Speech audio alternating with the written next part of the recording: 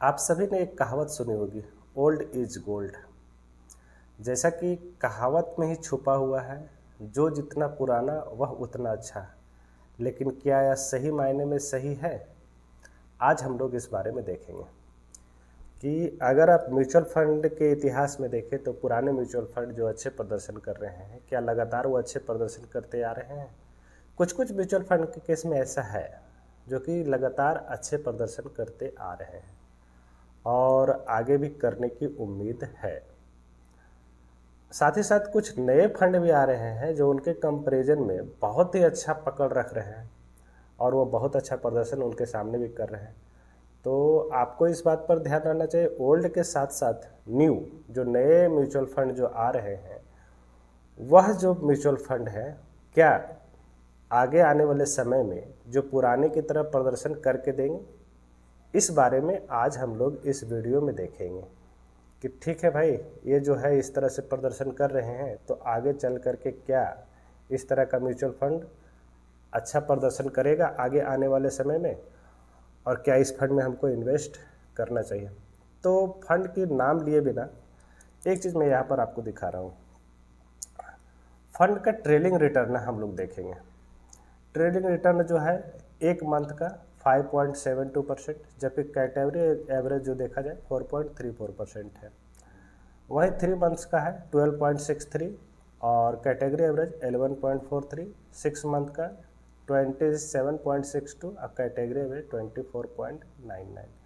सभी पैरामीटर पर एक मंथ, 3 मंथ, 6 मंथ पर एक ट्रेलिंग रिटर्न के मामले में यह फंड जो है कैटेगरी को बीट करते हुए नजर आ रहा है, कैटेगरी से अच्छा प्रदर्शन करते हुए नजर आ रहा है।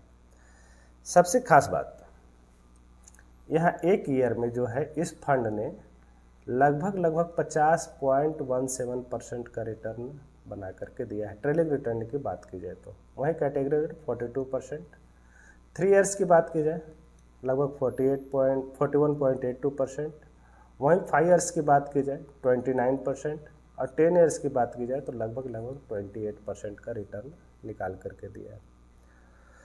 तो कुछ लोगों के मन में यह शंका होगी कि क्या ये लगातार ऐसा प्रदर्शन करके रहेगा? नहीं, हर एक साल इस तरह का प्रदर्शन नहीं। अब 10 साल का रिटर्न देखेंगे तो हर एक साल 28% ऐसा रिटर्न निकाल के नहीं दिया यह फंड। आप जैसा देख रहे हैं एक साल में 50%, तो हो सकता है किसी साल 50%, किसी साल 60%, किसी साल -30% भी गया हो, किसी साल फ्लैट रिटर्न रहा हो, मतलब रिटर्न बना ही ना हो, किसी साल 10% रिटर्न बना हो या कुछ भी। तो लीनियर रिटर्न म्यूचुअल फंड में नहीं निकलता है। आप अगर पूरी इंटायर मतलब म्यूचुअल फंड के साथ बने हुए हैं लंबे समय में, तो ही आपको यह रिटर्न आपको मिल सकता है। आप देख रहे हैं कि इस तरह का यह जो म्यूचुअल फंड है सभी कैटेगरी से अपने कैटेगरी को सभी पैरामीटर पर बीट कर रहा है, मतलब अच्छा प्रदर्शन करके दे रहा है। उसके बाद कुछ लोगों के मन में यह शंका आती है कि भाई म्यूचुअल फंड डूब गया तो फिर क्या होगा। तो मैं आपको बता दूं कि म्यूचुअल फंड के डूबने के लिए उसमें जितने कंपनियां होती हैं उन सभी को पहले डूबना पड़ेगा, तभी आपका 1000, 500, 10,000, 20,000 जो भी है वो डूबेगा। मान लीजिए इस म्यूचुअल फंड की बात की जाए तो इस म्यूचुअल फंड में अभी तक जो है 197 स्टॉक्स है, 197 स्टॉक्स इस म्यूचुअल फंड में है।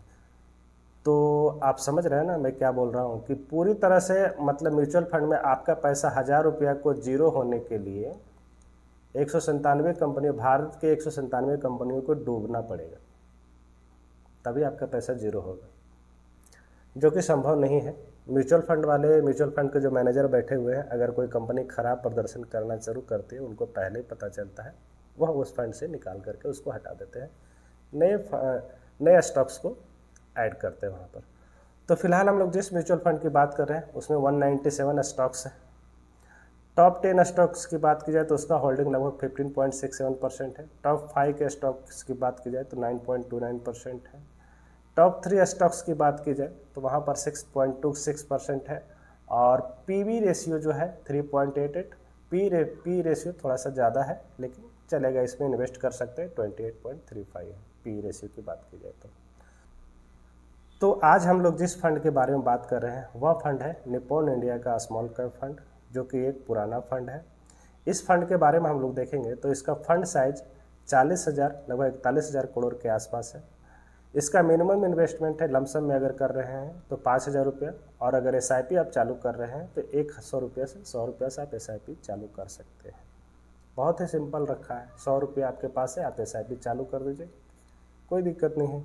इसीलिए तो मैं बोलता हूँ 100 रुपया 500 रुपया जो आपके पास है। जो लोग बोलते हैं मेरे पास पैसे नहीं इन्वेस्ट करने के लिए, 100 रुपया 500 रुपया से चालू कीजिए, 1000 रुपये से चालू कीजिए, कोई दिक्कत नहीं, आप शुरू कर सकते हैं। अगर आपको अच्छा लगे, म्यूचुअल फंड में अगर रिटर्न बना करके देता है आपके FD RD से तो बने रहिए, अन्यथा निकल के जाइए, FD और RD में इन्वेस्ट कीजिए, इंडोमेंट प्लान ले लीजिए, कोई दिक्कत नहीं है। अगर आप अपना पैसा सेफेस्ट में रखना चाहते हैं तो मान के चलिए आपका पैसा आने वाले समय में ख़त्म होने वाला है। क्यों? क्योंकि इन्फ्लेशन के बराबर भी रिटर्न नहीं देगा वो पैसा। 6% 7% महंगाई भत्ता उससे ज़्यादा बढ़ती है, महंगाई दर उससे ज़्यादा बढ़ती है, जो कि सरकारी रेट दिखाता है 7% के अनुसार से, उससे ज़्यादा बढ़ती है। मेडिकल क्षेत्र में चले जाओ 14 से 15% पर ईयर के अनुसार से बढ़ता है। तो सरकार एक एवरेज निकाल के देती है, उतना ही रिटर्न तो आपको मिलता है FD और RD में, उससे भी कम। इंडोमेंट प्लान में भी तो उतना ही मिलता है। आप सोचेंगे मेरा पैसा सेफ है, सेफ नहीं है। आप जो 100 रुपया इन्वेस्ट कर रहे हैं, आने वाले समय में जब आप उस पैसे को खर्च करने, जिस काम के लिए इन्वेस्ट कर रहे हैं, वह पैसा आपको उल्टा लोन ले करके वह काम और करना पड़ेगा, क्योंकि उस पैसे की कोई वैल्यू नहीं रह जाएगी उस समय। आपको तभी रियल रिटर्न मिलेगा जब आप FD से ज़्यादा या लगभग दोगुने के आसपास रिटर्न बनाते हैं, तभी आपको इन्फ्लेशन को बीट कर पाएंगे। ठीक है, यह बात रही, आगे और चर्चा करेंगे इस बारे में। इस फंड के प्रदर्शन और आगे देखते हैं, परफॉर्मेंस की बात करते हैं।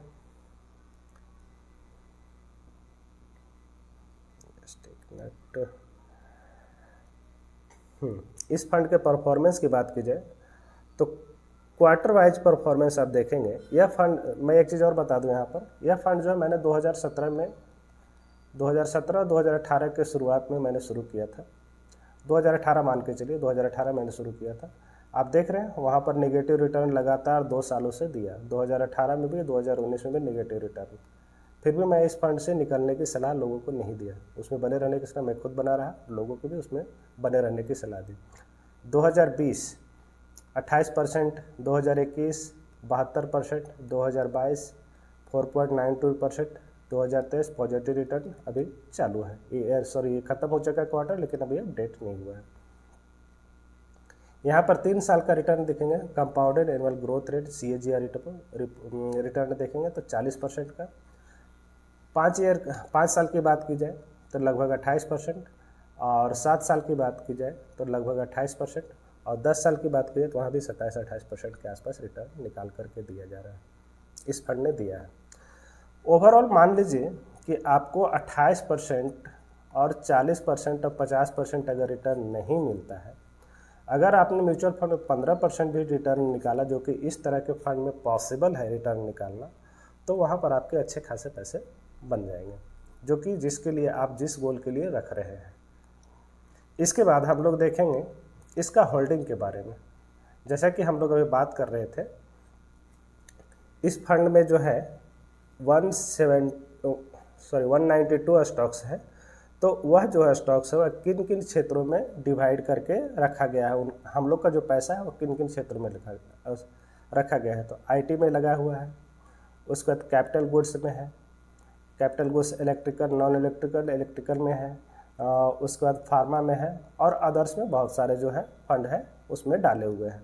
अब स्टॉक्स की बात की जाए तो स्टॉक्स में बहुत सारे स्टॉक्स हैं, लार्ज कैप के भी है और स्मॉल कैप के भी है।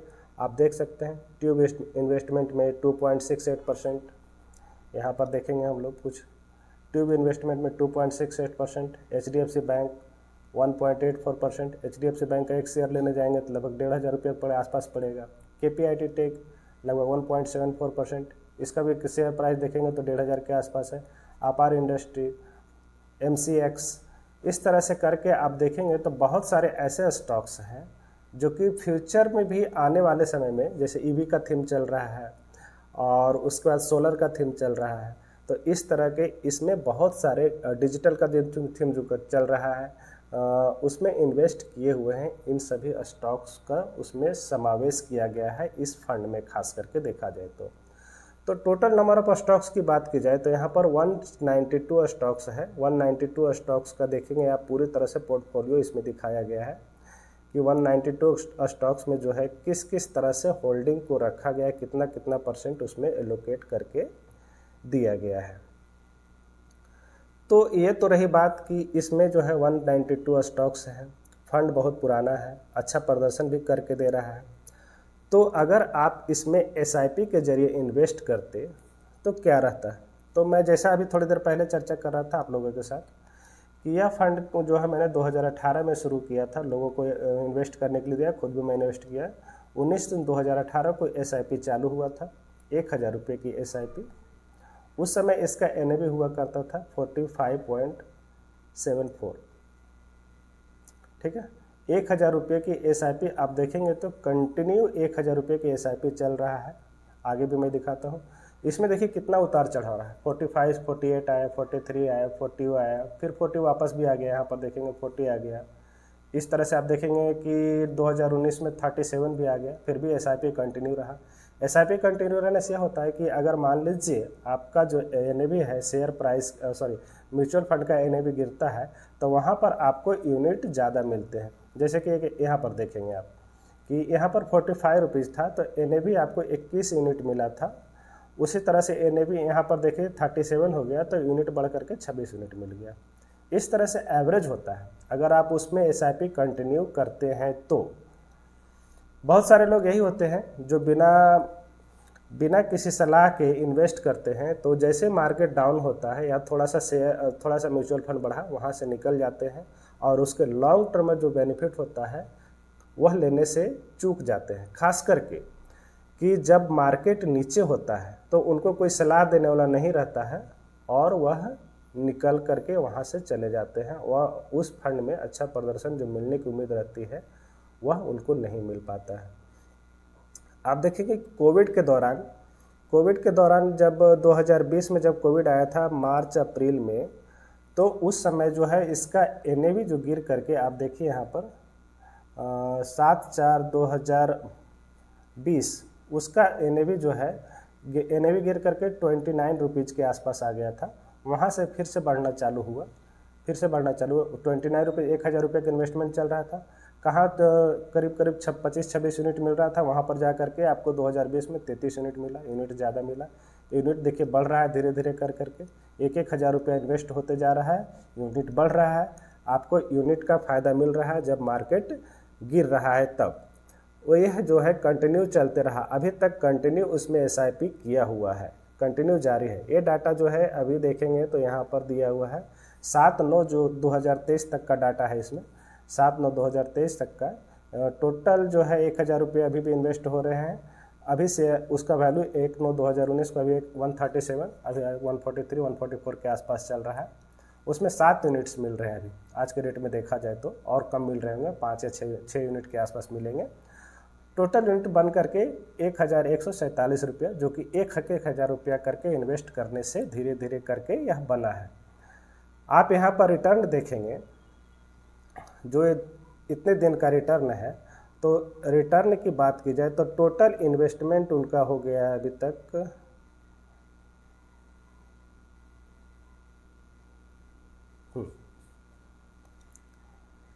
यहाँ पर देखिए टोटल इन्वेस्टमेंट लगभग 65,000 रुपये, 1000 रुपये पर मंथ जमा करके 65,000 रुपये इन्वेस्टमेंट हो गया।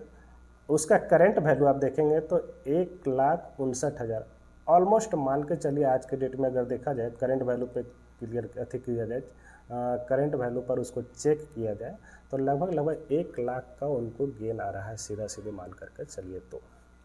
ठीक है, तो यहीं पर सलाहकार की ज़रूरत पड़ती है कि अगर मार्केट गिर रहा है, मार्केट अच्छा प्रदर्शन कर रहा है तो क्या करना चाहिए, क्या नहीं करना चाहिए। इसके बाद हम लोग देखेंगे, मान लीजिए कि यह 1-1000 रुपये वह कंटिन्यू रखते हैं, जो कि उनका इरादा है कंटिन्यू रखने का। फिलहाल उनकी एज बहुत कम है, वो बहुत कम एज में शुरुआत भी किए थे, तो मान के चलता हूँ कि 25 साल तक वो इन्वेस्टेड रहेंगे। कुछ नहीं करना, 1000 रुपये डालते रहे, वो 1000 रुपये अगर डालते रहें 25 सालों के लिए अगर डालना है उनको, 25 साल तक अगर इन्वेस्ट करते हैं 1-1000 रुपये का, वही रिटर्न हम लोग एवरेज लेकर चल रहे हैं 28%, जो ये 27-28% इस फंड का प्रदर्शन है, वहाँ पर भी नहीं। अगर 20% रिटर्न मान के चले तो टोटल लगभग 3 लाख रुपया उनका इन्वेस्ट होगा, जिस पर लगभग गेन 83 लाख का होगा और 86 लाख का कॉर्पस बनेगा, जो कि बहुत बड़ा अमाउंट होता है। अगर थोड़ी देर के लिए मान के चलते हैं कि इतना रिटर्न नहीं बना,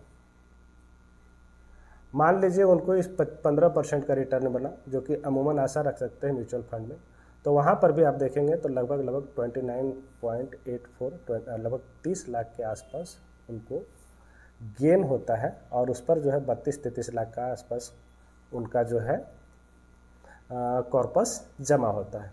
थोड़ी देर के लिए मान के और चलते हैं कि मान लीजिए किसी व्यक्ति ने 5,000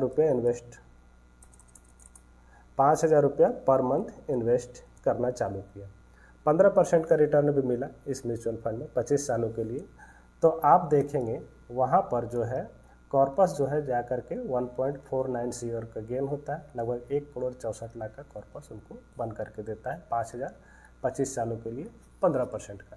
तो रियल मैजिक जो चालू होता है 15 से 20 साल जब आप इन्वेस्टेड रहते हैं म्यूचुअल फंड में, उसके बाद पावर ऑफ कंपाउंडिंग जो कार्य करता है और उसमें उनको ज़्यादा बेनिफिट मिलता है। तो म्यूचुअल फंड में जितना हो सके अधिक लंबे समय तक बने रहिए, SIP को कंटिन्यू रखिए, कभी भी SIP को बंद मत कीजिए। अगर टॉपअप करना है तो टॉपअप कर सकते हैं, अन्यथा SIP जो चल रहा है उसे आप चलने दीजिए। अगर आपको म्यूचुअल फंड में, ये तो हो गई पुराने फंड की बात जो कि बहुत बेहतरीन प्रदर्शन कर रहा है, ओल्ड इज गोल्ड का जो है कहावत चरितार्थ साबित कर रहा है, लेकिन अगर आपको इसी तरह के किसी अगले Nippon India small cap fund की तलाश है तो आप हमसे ज़रूर संपर्क कर सकते हैं। वैसा कौन सा फंड है जो कि आपको ज़रूर बताया जाएगा। वीडियो को लाइक और सब्सक्राइब जरूर कीजिए, चैनल में नए हैं तो सब्सक्राइब कर लीजिए। वीडियो देखने के लिए बहुत बहुत धन्यवाद। Thank you.